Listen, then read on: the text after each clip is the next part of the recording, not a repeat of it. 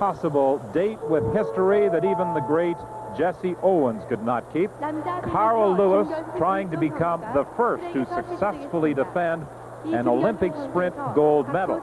Of course, his even bigger objective is trying to become the first athlete in history to win 4 gold medals in successive Olympic Games.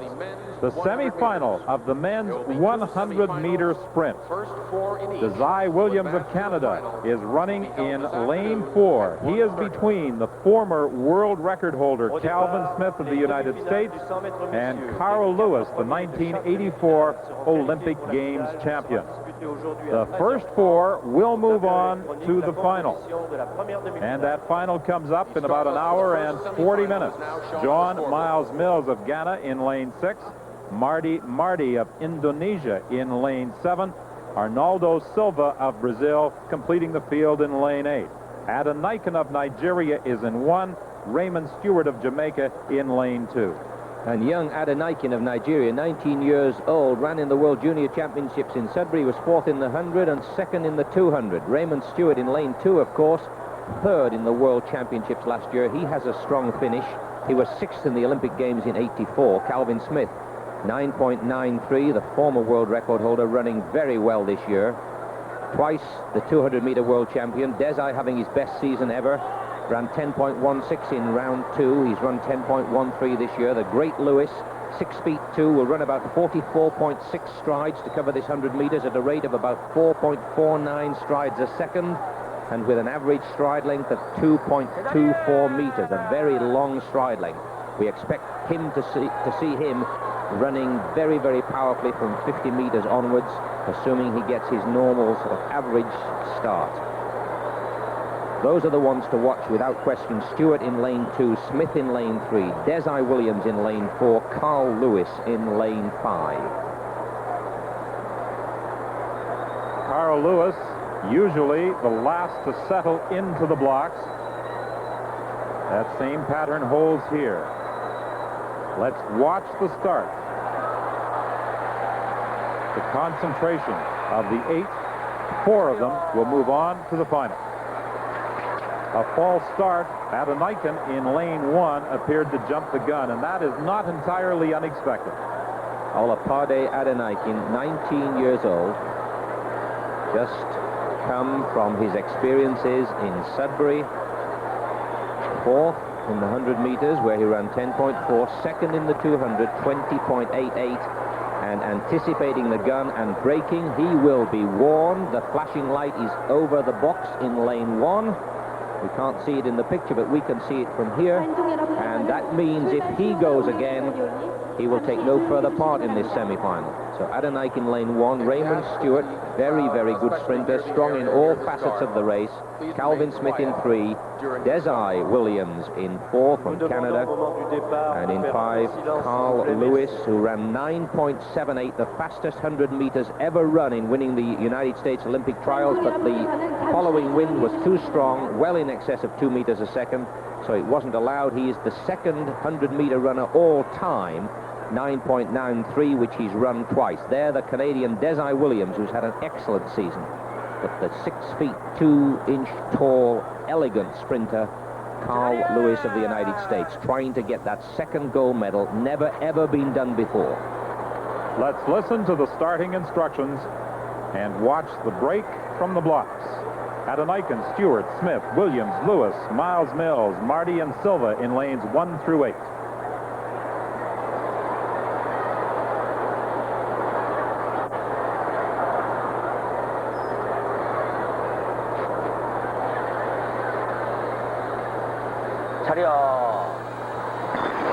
This time they get away cleanly. Very quickly out is Desai Williams. Now Lewis begins to eat up that ground. So does Calvin Smith. And it is Lewis running to the finish line. And a time of 9.97. Carl Lewis with a clocking of 9.97. Desai Williams was 4th. He got away to a great start. Carl Lewis, as he usually does, came through at the finish. He made up that deficit over the last 50 meters, but Desai Williams will move on.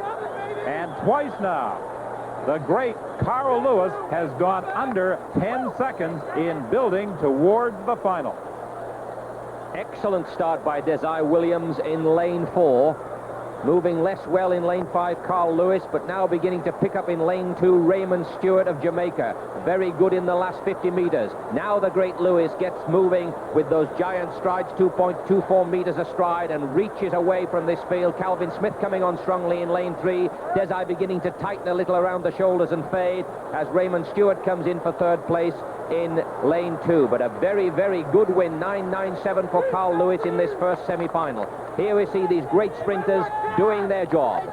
Tremendous range of movement by this 6'2" American sprinter. Calvin Smith, the world 200-meter champion twice, coming on strongly for second place, and the yellow vest of Jamaica, Raymond Stewart, coming to take third. Just watch this action from this great sprinter. Relaxes, eases up, glances up to see the scoreboard, through to the final. 9.97, the clocking for Carl Lewis, and now Ben Johnson moves out onto the track as he gets set for the second semi-final. Desai Williams, somewhat of the forgotten man in Canadian sprinting behind the great Ben Johnson, had a clocking of 10.16 to qualify for the semi-final, and as the result of his fourth place finish, he moves on along with Carl Lewis, Calvin Smith, and Raymond Stewart. Ben Johnson with that time of 10.17, exploding out of the blocks and then easing up and being caught at the finish line by two of the men he will face in this second semi-final, Linford Christie of Great Britain and Dennis Mitchell of the United States. His explosive start was most apparent in the first round. He won in 10.37, but after 50 meters, he really coasted and virtually walked across the finish line, comfortably ahead of the field. So there's Ben practicing his starts, this all-important phase of his race. He's got excellent reaction time, the best reaction time of the world-class sprinters. So the reaction to the starting gun and the start and the acceleration over the first 35 or 40 meters, absolutely critical to success in his 100-meter racing. Then the speed endurance phase in the last 40 meters of the race, so important to hold off the faster finishing Lewises and Stewarts of this world, and the part of the race that let him down so badly in Zurich and Cologne. Charlie Francis has assured us that all is well.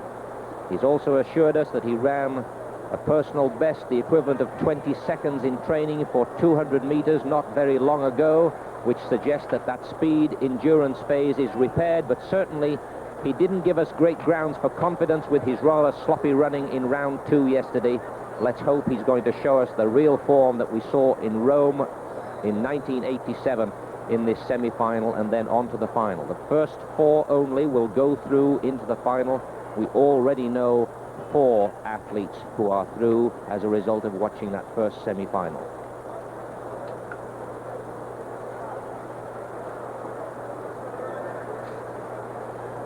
As Ben Johnson gets ready, he has family support watching back home in Toronto and here at the Seoul Olympic Stadium.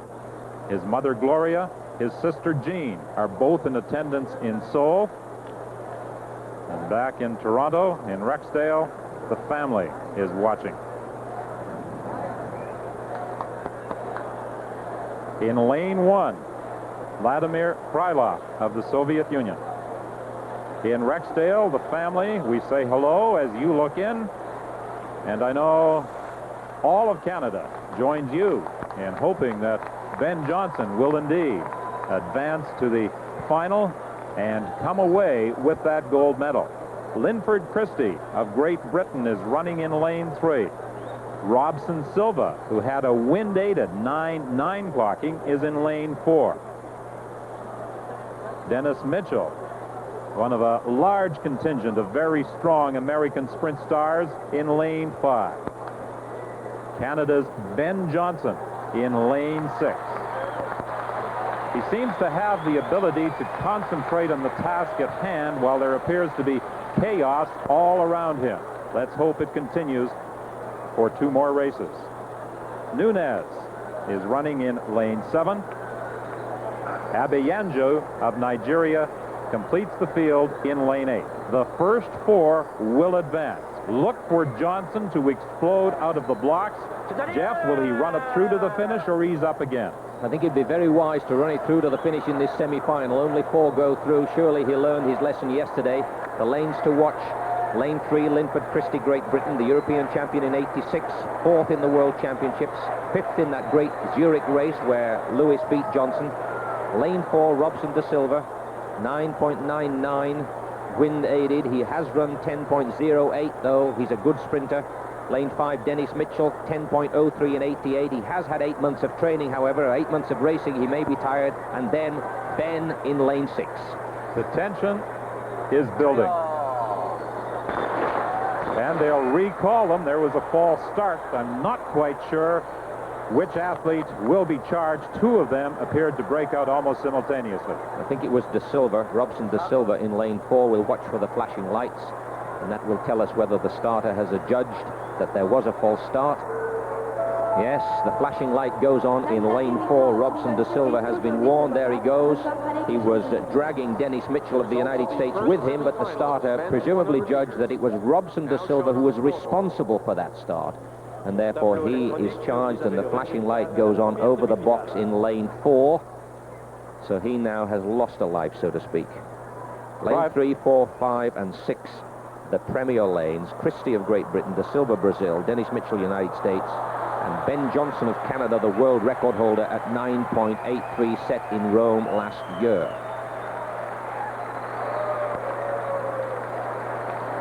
Ben was at the track early today. He arrived about 3 hours prior to this race. The contingent of Canadian spectators yelling encouragement as Ben Johnson moves to the start line for the second time in this second semi-final.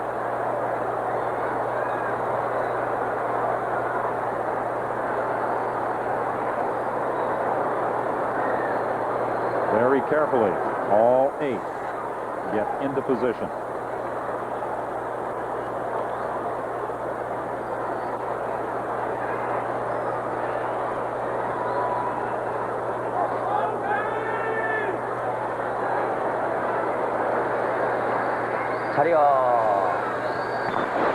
Johnson is away quickly, and they are recalled again. Another false start. That one may be charged against Ben. He seems to be making some gesticulations which suggests that he thought it was a fair start. We'll have to watch very carefully now for the flashing light. He seems to be questioning this, thinking that everything was well. The starter, who is in sole control of the start, of course, clearly disagrees, he or the recall starter. And we will soon see. But Ben does not look comfortable about this. He does not look happy, and this is not a good sign. Johnson had a false start prior to that race in Zurich. That showdown between he and Carl Lewis that was won by Lewis. However, Don, I see no signs of flashing lights at present. It may have been that the starter judged that there was some noise from the crowd. He wasn't satisfied it was a fair start, and if that is the case, he has no alternative. Yes, there is a flashing light. It is in lane 6. That is Ben's lane. That certainly puts the handcuffs on him, and he is displeased. He did not feel that he false started, obviously. You saw him gesture towards the starter. This is not a good sign. When he gets annoyed like this, there is a distraction away from the focusing on the job to be done in sprinting this 100 meters, running about 46.2 strides at a rate of 4.7 strides a second. That gives you precious little time to apply huge forces to the track, but this is what these great sprinters are capable of doing. So now, with a charge against him and a charge against Robson De Silva, lanes 4 and 5 are somewhat inhibited.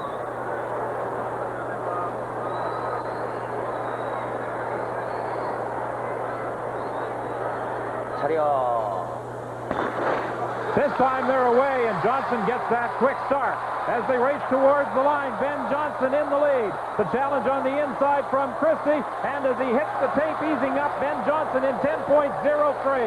So Ben Johnson will move on to the final in this men's 100-meter sprint. Despite having the pressure of a false start charged against him, knowing that he could not foul again, Ben Johnson's comes through with a clocking of 10.03.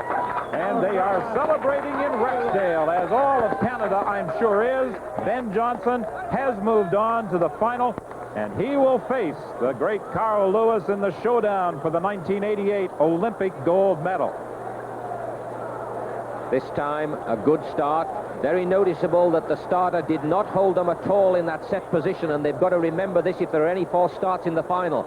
Johnson running well in the middle part of the race, but the long-striding Christie in lane 3 also running well. Dennis Mitchell beginning to come through, and alongside him Robson De Silva, and those will be the 4 that go through. A good win by Ben by about a meter from Linford Christie. Dennis Johnson, United States, is 3rd, and Robson De Silva leans in for 4th, and those 4 will go through. Johnson easing up, as is his custom, through the heats and the semifinal, hitting the line in 10.03. Just watch the power. Now the power is turned off. He qualifies and goes through to his final. And I think there are a lot of people, not only here in Seoul, but back home in Canada, who have breathed a sigh of relief. Our Olympic coverage continues after this. The ultimate showdown ever in history. On September 24, 1988, Ben Johnson from Canada won the Olympic gold medal, bringing past Carl Lewis of USA and smashing the world record with an astonishing time of 9.79 seconds. Lewis finished second, claiming the silver medal at 9.92 seconds. Johnson's explosive start and muscular physical completely dominated the track, seemingly settling the fierce fastest man alive debate. What's up, viewers? Welcome back to the channel, your #1 YouTube channel on track and field event, Epic All Sport TV. Kindly like the video, share the video widely, and don't forget to subscribe to this amazing channel. This is the only YouTube channel that you'll get this super amazing track and field event that no media is ready to bring to you. So guys, like the video, share the video widely, and don't forget to subscribe. Smash that notification bell so that you get notified every time we have a new video. And guys, why this 100-meter race was called the dirtiest race in history? The legacy of this rivalry extended far beyond Johnson's disqualifications, because Johnson from Canada was disqualified. Over the years, it was revealed that 6 out of the 8 finalists in the 1988 race were linked to performance-enhancing drug at some point in their careers. Even Carl Lewis from USA legacy faced scrutiny when later revelation showed he had tested positive for stimulants during the USA Olympic trials earlier that year, though the results were bypassed by American. Ultimately, the bitter fallout between Johnson and Lewis became a massive turning point that forced International Sport Federation to implement such strictly modern anti-doping measures. The 9.79 Shockwave was the dirtiest race in history. The 1988 Olympic gold medalist lie that changed track and field forever. The secret scandal behind the most famous USA versus Canada, the toxic rivalry that destroyed an Olympic gold. Ben Johnson versus Carl Lewis, the war for the ultimate world record. So ladies and gentlemen, thank you so much for your precious time. Kindly like the video, share the video widely, and don't forget to subscribe. Smash that notification bell so that you get notified every time we have a new video.